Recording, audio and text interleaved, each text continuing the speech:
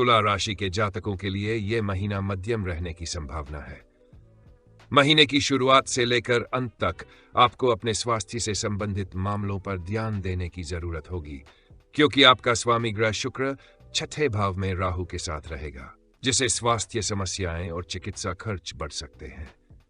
इसी कारण किसी भी वित्तीय जोखिम को लेने से पहले सावधानी पूर्वक विचार करना आवश्यक होगा। पूरे महीने बृहस्पति 8वें भाव में रहेगा, जिससे आपकी आध्यात्मिक और धार्मिक गतिविधियों में रुचि और उत्साह बढ़ेगा।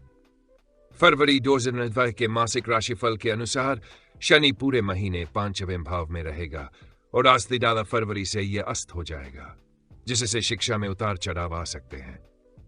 प्रेम संबंधों के लिए भी यह समय सामान्य रहेगा। महीने की शुरुआत में सूर्य और बुध चौथे भाव में बुधादित्य योग बनाएंगे, जिससे आपकी माता के स्वास्थ्य में सुधार होगा और आपको उन्नति मिलेगी। 11 फरवरी को बुध कुंभ राशि में प्रवेश करेगा और 12 फरवरी को सूर्य इस राशि में जाएगा, जिससे आपके बच्चों की प्रगति के संकेत मिलेंगे। ये छात्रों के लिए शुभ समय की शुरुआत होगी। हालांकि इस समय आपको अपने पेशेवर जीवन में कुछ कठिन चुनौतियों का सामना करना पड़ सकता है।